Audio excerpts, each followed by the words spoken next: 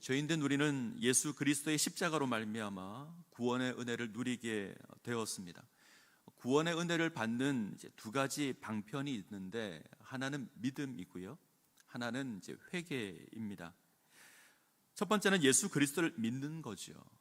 예수를 믿어 구원을 받는다라고 할 때 이 믿음은 내가 신뢰합니다, 의지합니다 이런 뜻이 아닙니다. 내가 예수 믿어 구원받습니다 라고 할 때 이 믿음은 나에게는 구원의 자격이나 조건이 없습니다. 이것은 전적으로 하나님의 은혜입니다. 이것을 고백할 때 내가 예수 믿습니다 이렇게 고백을 합니다. 우리는 예수 그리스도의 의를 힘입어서 구원을 얻게 됩니다. 또 다른 하나는 이제 회개죠. 이 회개를 통해서 우리가 죄인임을 깨닫고 하나님의 긍휼을 깨닫게 됩니다. 우리의 삶의 방향을 하나님께로 돌이키고 하나님을 섬기는 삶을 살아가게 될 겁니다. 이 믿음과 회개는 우리의 구원과 관계되어 있는 하나님의 은혜입니다. 우리가 믿고 우리가 회개하는 건 아니죠. 하나님께서 믿게 하시고 하나님께서 회개하게 하시는 겁니다. 그래서 은혜라고 고백합니다. 이것은 개인적이며 또 눈에 보이지 않는 신비한 것입니다. 이 외에 구원받은 하나님의 백성을 위해서 하나님께서 통상적으로 일반적으로 베풀어 주는 은혜의 방편이 있는데, 그것이 말씀과 기도와 성례입니다. 이것은 믿음의 공동체인 교회 가운데 공식적인 은혜의 방편으로 하나님께서 허락해 주시는 겁니다. 말씀, 기도, 성례. 하나님께서는 우리에게 말씀을 통해서 은혜를 베풀어 주십니다. 하나님께서는 우리가 기도할 때에 은혜를 베풀어 주시고, 하나님께서는 예수님의 살과 피를 나누는 이 성찬을 통해서 우리에게 은혜를 베풀어 주십니다. 우리 교회 공동체가, 우리 창신제일교회가 하나님의 은혜를 누리는 방편이 바로 이것입니다. 말씀과 기도와 성례입니다.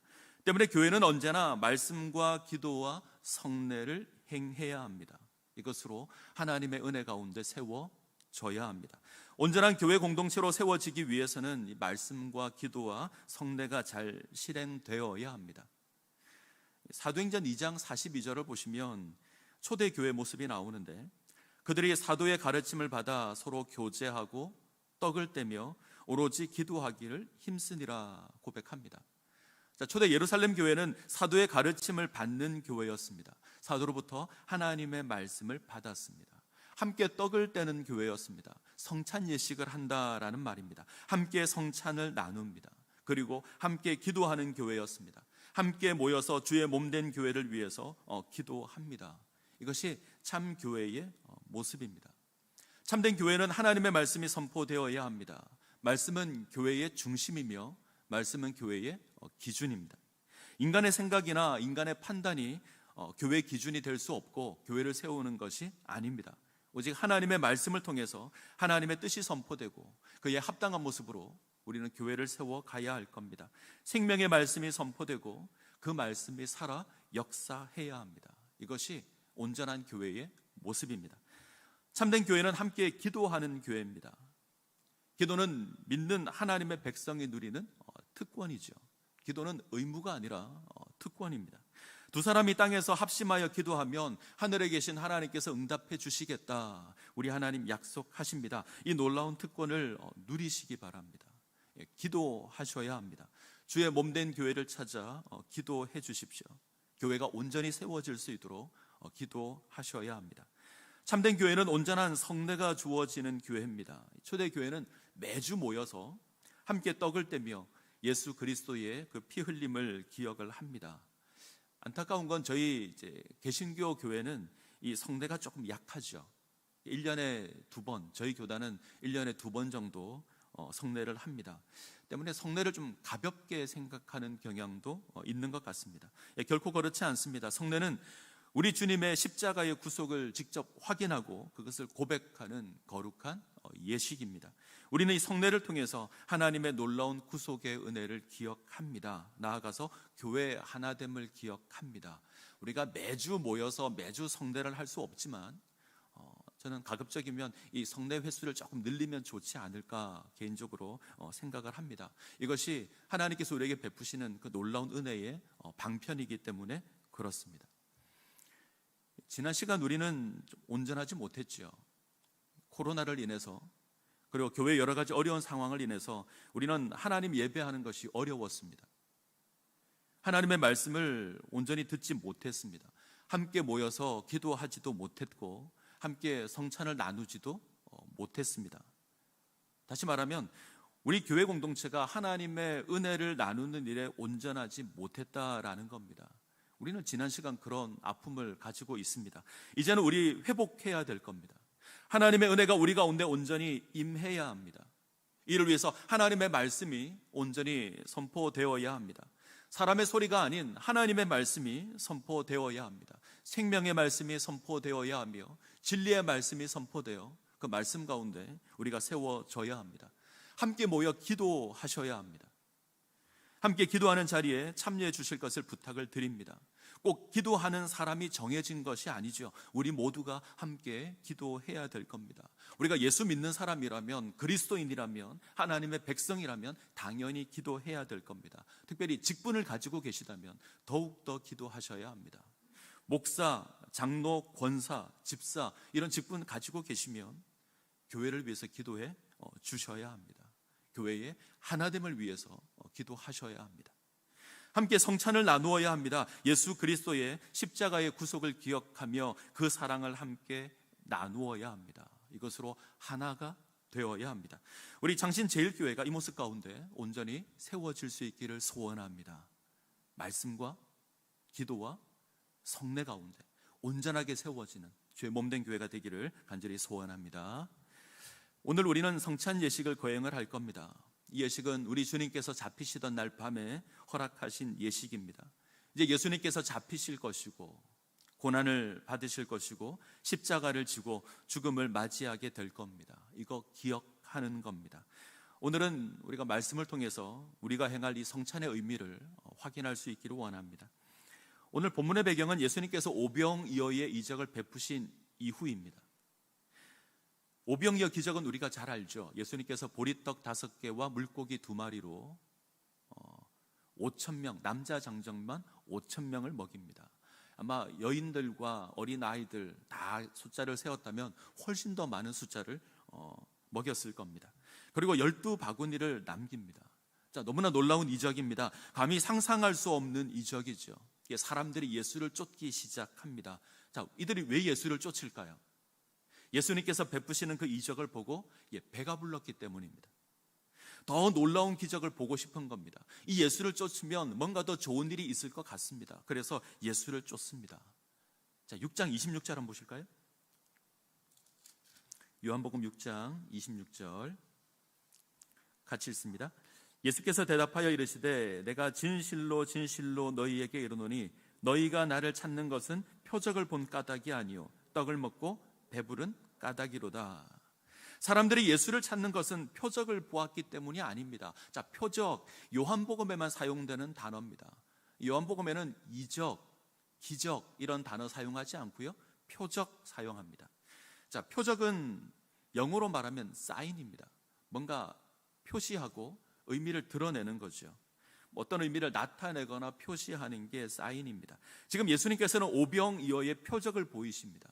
이 표적을 보이시는 이유는 예수가 하나님의 아들이시며 그가 그리스도가 되신다. 오직 이를 통해서만 우리가 생명을 얻을 수 있다. 이것을 나타내는 표적입니다.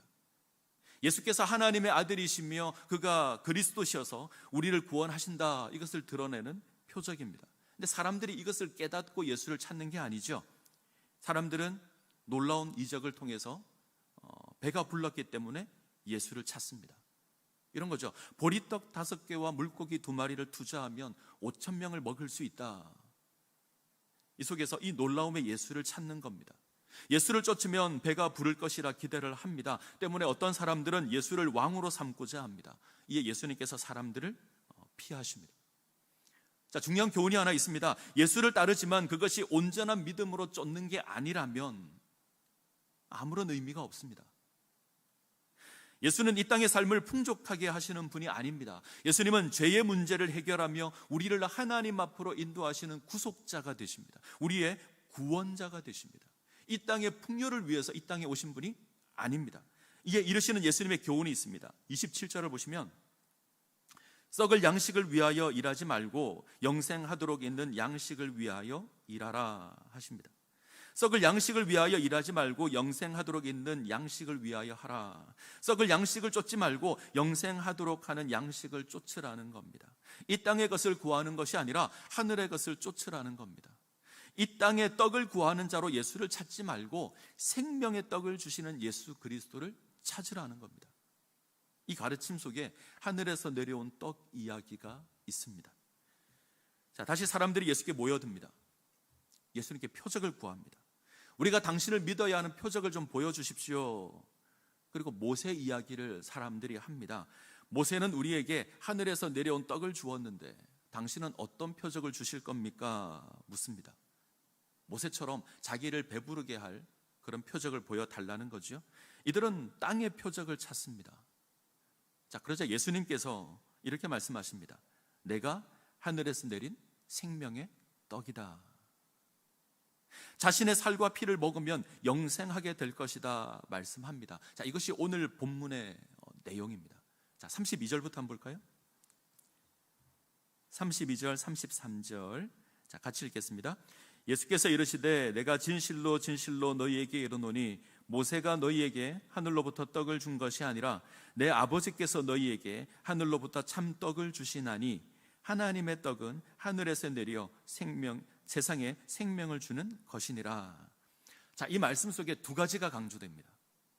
자, 하나는 모세가 너희에게 하늘의 떡을 준 것이 아니다. 하나님께서 너희에게 하늘의 떡을 주었다. 이것이 첫 번째입니다.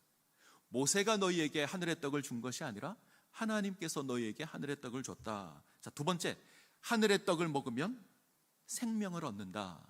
하늘의 떡을 먹으면 죽지 않는다. 이것이 두 번째 강조점입니다. 자, 중요한 사실이 하나 있죠. 자, 이미 하늘의 떡을 먹은 사람들이 있습니다. 누구죠? 과거 이스라엘입니다. 애굽에서 나온 이스라엘은 광야 40년을 거닐면서 하늘에서 내린 떡을 먹었습니다. 자, 그러면 생각해 보시죠. 하늘의 떡을 먹었던 자들이 살아 있습니까? 죽었습니까? 죽었습니다. 자, 그들은 광야에서 넘어져 죽었습니다. 자, 하늘에서 내린 떡을 먹으면 살아야 하잖아요. 그것이 맞습니다. 그런데 죽었습니다. 자, 49절. 49절. 너희 조상들은 광야에서 만나를 먹었어도 죽었거니와. 광야에서 하늘의 떡을 먹었지만 죽었습니다. 자, 그 이유가 무엇일까요? 왜 이들은 하늘의 떡을 먹었는데 죽었을까요? 질문을 조금 바꾸겠습니다. 하나님께서 왜 이스라엘에게 하늘의 떡을 주셨을까요? 그것은 인생이 떡으로 사는 것이 아니라 하나님의 말씀으로 사는 것임을 깨닫게 하려는 것입니다. 세상의 떡이 중심이 아니라 하늘의 하나님이 중심이다 알려주시는 겁니다. 신명기 8장 3절을 보시면 너를 낮추시며 너를 줄이게 하시며 또 너도 알지 못하며 내 조상들도 알지 못하던 만나를 내게 먹이신 것은 사람이 떡으로만 사는 것이 아니요 여호와 입에서 나오는 모든 말씀으로 사는 줄을 내게 알게 하려 하심이라 말씀합니다. 인생이 이 땅의 떡을 바라보는 것이면 틀렸다는 거죠. 하늘의 하나님을 바라보아야 합니다. 떡을 바라보는 것이 아니라 그 떡을 허락하시는 하나님을 바라보아야 합니다. 떡에 생명이 있는 것이 아닙니다. 하나님에게 생명이 있습니다.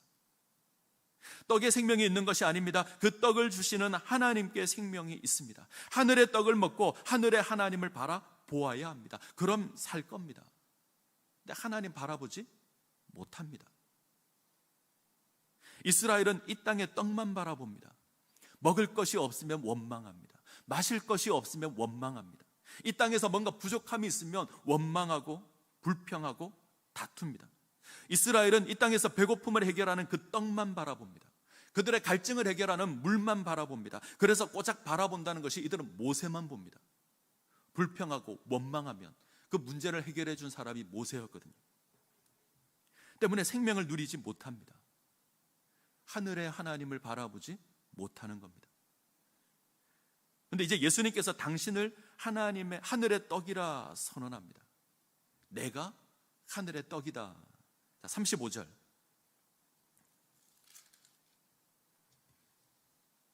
35절 같이 읽습니다. 예수께서 이르시되 나는 생명의 떡이니 내게 오는 자는 결코 줄이지 아니할 터이요 나를 믿는 자는 영원히 목마르지 아니하리라. 48절로 갈까요? 48절부터 50절까지 다시 읽겠습니다. 내가 곧 생명의 떡이니라. 너희 조상들은 광야에서 만나를 먹었어도 죽었거니와 이는 하늘에서 내려오는 떡이니 사람으로 하여금 먹고 죽지 아니하게 하는 것이니라. 광야에서 만나를 먹었던 이스라엘은 죽었습니다. 그들은 하나님이 주신 떡을 먹은 것이 아니라 모세가 준 떡을 먹었기 때문입니다. 하나님을 바라보지 않고 이 땅의 욕망을 위하여서 떡을 먹었기 때문입니다. 자, 다시 하나님께서 생명의 떡을 주십니다. 먹고 죽지 않는 생명의 떡을 주십니다. 그 떡이 예수 그리스도입니다. 예수님께서 친히 생명의 떡이 되어 이 땅 가운데 임하셨습니다. 하나님의 떡을 전달해 준 모세와 다르죠. 하나님이신 예수님께서, 그죠? 하나님이신 예수님께서 친히 하늘의 떡이 되셔서 자신의 살과 자신의 피를 주십니다. 이 떡을 먹는 자는 생명을 누리게 될 겁니다. 이제 우리는 예수 그리스도라는 생명의 떡을 먹어야 합니다. 하늘에서 내려온 생명의 떡을 먹어야 합니다. 그때 우리는 영생을 누리게 될 겁니다. 자, 그러면 어떻게 이 떡을 먹을 수 있는가? 두 가지로 생각을 해보겠습니다. 하나는 믿음입니다. 생명의 떡을 먹는 방법은 무엇인가? 믿음입니다. 오늘 본문을 요한복음 6장을 여러분들이 천천히 읽어보신다면, 아니 요한복음을 읽어보신다면 이 믿음이라는 단어가 굉장히 많이 등장을 합니다. 예수께서 하나님의 아들 그리스도이심을 믿는 겁니다. 우리가 성찬의 임함에 있어서 이 생명의 떡을 허락하시는 분이 하나님의 아들 그리스도이심을 믿어야 합니다. 과거 이스라엘은 하늘의 떡을 먹었지만 그들은 광야에서 죽었습니다. 그 이유가 무엇이죠? 떡을 허락하신 하나님을 믿지 않았기 때문입니다. 하나님을 바라보지 않았습니다. 이들은 오직 이 땅의 떡만 생각하고 그 떡만 쫓았습니다. 생명의 떡이 주어졌지만 그것을 누리지 못했습니다. 자, 마지막 때에, 이 마지막 날에 하나님께서 친히 생명의 떡이 되셨고 우리 가운데 임하셨습니다. 우리에게 생명 주시기를 원하십니다. 만약 우리가 광야 이스라엘처럼 우리를 배부르게 할 그 떡만 찾고 그 떡만 소망하며 예수를 쫓는다면 이 생명의 떡을 누리지 못할 겁니다. 이 땅에 먹을 떡을 구하고 있다면 하늘의 생명을 누리지 못할 겁니다. 우리는 하늘에서 내린 생명의 떡을 먹음으로 생명을 허락하시는 예수 그리스도를 기억해야 합니다. 하나님의 아들이신 예수께서 우리의 구원자가 되셨다. 우리는 그 사실을 믿어야 합니다. 예수님께서 당신의 살과 피를 우리에게 주시기 위해서 이 땅에 오셨습니다. 예수의 살을 먹고 예수의 피를 마시는 것, 이것은 예수 그리스도의 십자가를 믿는 겁니다. 십자가에서 찢기신 그 살과 십자가에 흘리신 그 피가 나를 구원하는 사건임을 믿고 그 예수를 바라보는 겁니다. 이 사실을 믿으십니까? 이 믿음 가운데 성찬에 임하시기를 바랍니다. 그러면 생명이 우리에게 있을 겁니다. 자, 55절 볼까요? 55절, 56절 같이 읽습니다. 내 살은 참된 양식이요 내 피는 참된 음료로다. 내 살을 먹고 내 피를 마시는 자는 내 안에 거하고 나도 그의 안에 거하나니. 아주 놀라운 신비가 있죠.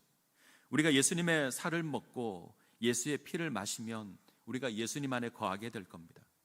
예수님께서 우리 안에 거하게 될 겁니다. 하나가 되는 겁니다. 이것으로 누리는 하늘의 생명을 우리가 얻게 될 겁니다. 오늘 우리는 성찬에 참여하게 될 겁니다. 떡과 잔을 나누게 될 겁니다. 우리를 위해서 찢기신 예수님의 살이며 우리를 위하여 흘리신 예수님의 보혈의 피입니다. 예수께서 찢기심으로 나의 죄가 사해졌습니다. 예수께서 피 흘리심으로 우리가 생명을 얻었습니다. 이것을 믿으며 고백하는 것이 성찬입니다. 1년에 2번 갖는 행사로 생각하지 않으셨으면 좋겠습니다. 우리에게 생명을 주신 예수 그리스도를 기억하며 그 고난에 참여하는 겁니다. 그 무엇보다 중요한 예식입니다. 오직 하나님의 그 놀라운 사랑을 기억하시며 이 예식 가운데 참여하시기를 바랍니다.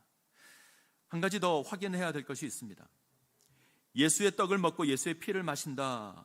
이것은 그 예수님의 생명을 우리 삶 가운데 드러낸다라는 말입니다. 예수 그리스도께서 피 흘림으로 생명의 뜻이 되신 것처럼 우리 역시 우리 생명을 다른 사람을 위해서 내어 놓아야 합니다. 다른 사람을 섬기고 사랑하는 예수님의 사역에 참여하는 겁니다. 우리가 예수의 살과 피를 먹고 마신다, 내가 예수님의 그 사역 가운데 동참한다, 이런 뜻입니다. 고린도후서 4장 10절, 우리가 항상 예수의 죽음을 몸에 짊어짐은 예수의 생명이 또한 우리 몸에 나타나게 하려 함이라. 예수의 생명이 우리 몸에 나타나야 합니다. 예수를 믿는다, 이 말은 십자가를 지고 피 흘린 그 사역에 참여한다, 이런 말입니다. 다른 사람을 위해서 피 흘린 그 예수의 생명을 나의 삶 가운데 드러낸다라는 겁니다. 성찬은 이것을 확인하고 다짐하는 것입니다. 우리 삶 가운데 예수의 피 흘림이 드러나야 합니다. 우리가 살아가는 삶 가운데 예수 그리스도의 생명이 드러나야 합니다. 하나님과 원수되었던 우리가 생명의 떡이 되신 예수 그리스도로 말미암아 화목하게 되었습니다. 그 떡으로 생명을 누린 우리 역시 그 생명을 나눔으로 하나가 되어야 합니다. 자, 성찬이 지니고 있는 중요한 의미가 이것입니다. 함께 예수의 살을 떼고 잔을 마시는 것은 우리가 하나라는 것입니다. 우리가 함께 예수 그리스도의 살과 피를 나눔으로 하나인 것을 확인하는 겁니다. 교회의 하나됨을 고백하는 겁니다. 우리는 서로 다르죠. 생각하는 것도 다르고 행동도 다르고 출신도 다 다릅니다. 그럼에도 불구하고 우리가 하나라고 고백하는 건 우리가 예수 그리스도의 그 살과 피로 부름을 입었기 때문입니다. 예수 그리스도의 십자가로 우리가 구원을 받았기 때문입니다. 누구는 어떤 조건이 있어서 구원을 받고 누구는 어떤 놀라운 일을 행해서 구원을 받고, 이게 아니지 않습니까? 우리에게는 그 어떠한 구원의 자격도 조건도 없습니다. 우리는 오직 예수 그리스도의 십자가로 구원을 받았습니다. 그러기에 성경은 우리를 향해서 하나라고 이야기합니다. 우리에게는 예수 그리스도라는 공통된 분모가 있습니다. 그러기에 하나입니다. 성찬은 이거 확인하는 겁니다. 우리에게 주어진 예수 그리스도의 그 살과 피를, 우리를 위해서 고난당하신 그 예수 그리스도의 십자가를 확인하는 겁니다. 우리가 함께 떡을 떼고 함께 잔을 나누는 것으로 우리가 하나다 고백하는 겁니다. 이게 성찬입니다. 2020년 한 해 우리는 성찬을 행하지 못했지요. 자, 그 이유가 무엇이죠? 우리가 온전히 하나님을 바라보지 못했기 때문입니다. 생명을 주시는 예수 그리스도를 온전히 바라보지 못했습니다. 하나가 되지 못했습니다. 예수 그리스도께서 우리에게 생명을 주셨고 그 예수의 십자가로 우리를 하나로 부르셨는데 우리가 그것을 깨트렸습니다. 우리에게 있어서는 안 되는 아픔과 슬픔이 우리 가운데 있었습니다. 그래서 하나님께서 멈추게 하셨을 겁니다. 지난 주간 한명식 장로님의 장례 예식이 있었습니다. 지병이 있었고 그 암이 머리로 전이가 되어 이제 급격하게 몸이 악화되셨습니다. 제가 확인한 것으로는 추석이 지나고 급격하게 안 좋아지셨습니다. 그리고 지난 7일 밤에 하나님의 부름을 받았습니다. 제가 목회를 하면서 많은 장례를 경험해 봤고 집례도 했는데 폭설이 내릴 때 산을 올라 하관 예식을 인도한 적도 있고요. 폭우 가운데 장례 예식을 진행한 적도 있습니다. 근데 그 어떠한 장례보다 이번 장례가 힘들었습니다. 교회가 온전히 하나 되지 못해서 함께하지 못한 장례였기 때문에 그랬습니다. 서로 마음이 불편하여서, 서로 얼굴 대하는 게 불편하여서 서로 외면했던 그런 장례였습니다. 저는 교회의 아픔에 대해서, 교회 분쟁의 원인에 대해서 누가 잘했는지 누가 잘못했는지 저는 판단하지 않습니다. 저는 그렇게 생각합니다. 서로가 교회를 사랑하는 방법이 달랐고 서로 생각하는 것에 차이가 있었고 그 다름을 인하여서 우리 가운데 다툼이 주어진, 어떤 아픔이 주어진 것으로 생각을 합니다. 좀 더 성숙했다면, 좀 더 우리가 온전했다면 하는 아쉬움이 있습니다. 저는 그 내용을 잘 알지 못하지만 분명한 것 하나는 압니다. 지금 우리의 모습이 정상은 아니라는 겁니다. 교회를 섬겼던 장로님께서 소천을 하셨습니다. 창신 제일교회에서 함께 하나님을 예배했고 함께 하나님을 섬겼던 우리의 지체였습니다. 오랜 세월 우리와 함께했던 가족입니다. 근데 그 장로님께서 소천하셨고 장례를 치르는데, 어떤 이유에서든지 온 교인이 함께 슬퍼하고 함께 위로해야 될 장례인데 우리에게 주어진 모습은 그렇게 아름답지 못했습니다. 함께하지 못한 거죠. 저는 묻고 싶습니다. 우리에게 주어진 그 모습이 예수님께서 피 흘려 하나 되게 하신 것을 깨트릴 만큼 중요했나요? 함께 신앙생활을 하고 함께 울고 웃었던 우리의 지체가 하나님의 부름을 받았는데 그 마지막 순간을 모른 채 해야 될 정도로 그것이 중요한 것이었습니까? 저는 아니라고 생각합니다. 우리는 고백합니다. 그 무엇도 우리 주 그리스도 예수 안에 있는 하나님의 사랑에서 끊을 수 없다.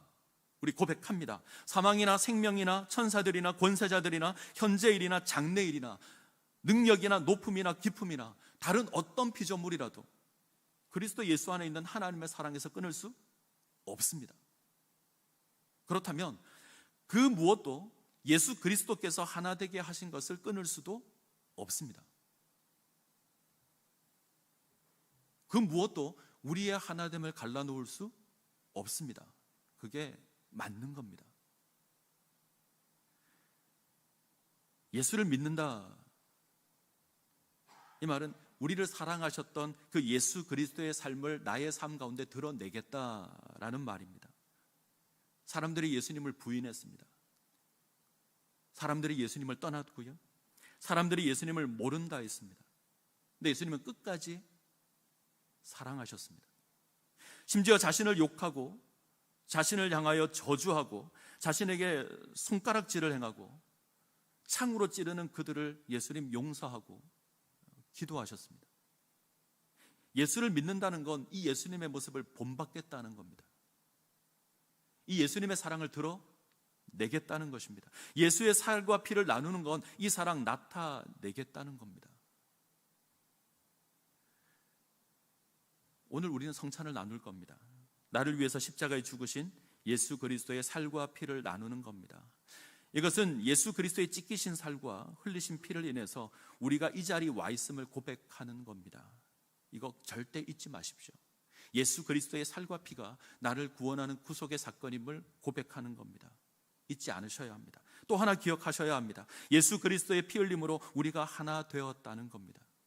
예수 그리스도의 사랑으로 우리가 사랑하는 가족이 되었다는 겁니다. 우리가 예수를 믿는다는 것은, 예수의 살과 피를 나눈다는 것은 이 하나됨을 지키겠다는 겁니다. 나의 살과 나의 피를 기꺼이 하나됨을 위해서 내어주겠다는 겁니다.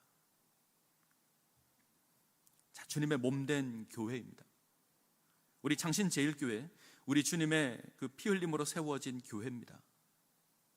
이젠 인간적인 생각으로 흔드는 모습들은 없었으면 좋겠습니다. 교회 하나됨을 쪼개는 일은 없었으면 좋겠습니다. 분리시키지 마십시오.